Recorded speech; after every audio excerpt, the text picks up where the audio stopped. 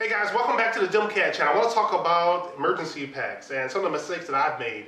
What are the 8 things that I would definitely include in a bug out bag or an emergency pack? First, some of the mistakes I've made is actually overpacking my bag. If you're going to get an emergency bag, I would start by looking at the items you want. Ask yourself, what is the purpose of the pack and what are you going to use, what are you going to have inside? I would go with the items that you absolutely want inside the pack. And once you have those items, then write down a list and the dimensions. And when you're going shopping for the bag in the store, not only are you looking for the quality of the pack, but you should also look at the dimensions and see where you can put each item. Where can you put this multi-tool? Where can you put this flashlight? And that way you won't have a pack where you're trying to get the contents smashed into one location. So you might want to keep that in mind. Or you may want to go with a bigger pack than you think you need. So that's another thing you might want to consider. What I did was I took a sleeping bag and I tried to compress it with these with this line. Wasn't a really good idea, because what happened is that it was so stuffed in here, so many items in here, that actually popped, so damaged the zippers down here, the zip line right here. So now I can't zip beyond that point. Really sucks. I can still use the backpack. I might get a new one, but you might want to look for a really good quality pack. It was good for what it was, and it still works, but it's something you might want to keep in mind. Just a little warning. The first thing I would have on my list for items I would put in my emergency bag would be shelter. Instead of using that sleeping bag, I'm going to go with this tarp right here. Plenty of room in this thing. Easy to make a shelter. I'd also go with the military bivvy. This is waterproof. Can zip up and down. Shouldn't have too much of a problem with this. I can fit in there. Definitely need something that I can get into. Now the next thing on my list is actually tools. And it doesn't just include knives. It also includes everything from a compass to a collapsible shovel. Obviously a knife. I'm going to add this Gerber knife to the list. I'm going to add this folding saw as well. Actually, I think I've always had a folding saw in there.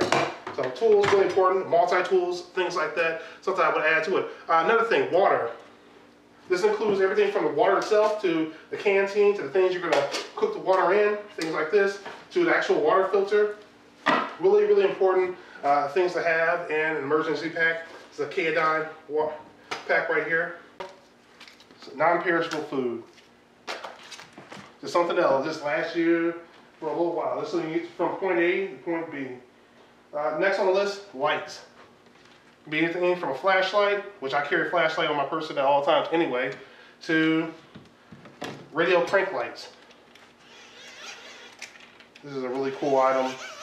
So glad I have this. Actually has an antenna, and that's AM, FM. Also has the weather stations as well.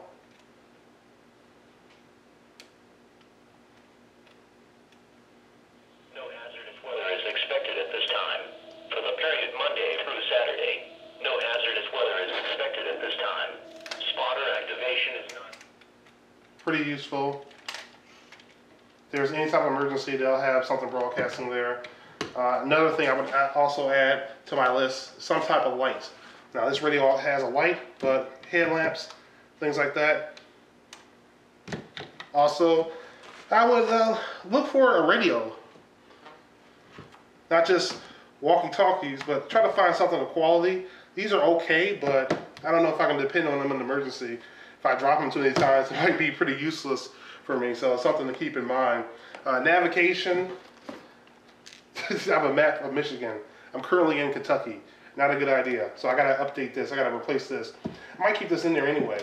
I might actually, given the place I'm at, I might actually have a laminated map of Virginia, because Virginia is so close to this area, and a laminated map of Tennessee as well. So some neighboring states, that might actually be pretty useful. It's something I would keep in mind. Obviously, you can bring a compass if you're into that. Some of you guys may actually go as far as bring a GPS.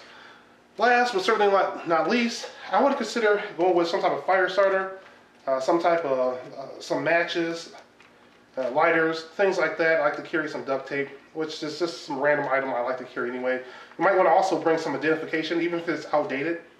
You know, the downside is that if somebody gets your pack, they have some information on you, but on the upside is that if there's a disaster and things start to come together, you have at least some form of identification if you lose your wallet. So that could be a bonus as well.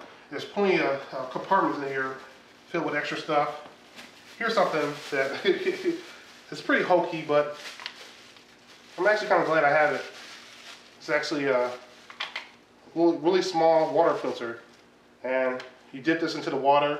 Probably wouldn't directly dip into the contaminated water and sip out of it, but I'll probably use probably a coffee filter is the filter the major stuff out of the contaminated water, and then once I filter that out, then put the straw in there, and you're able to get pretty instant access to water. So pretty cool.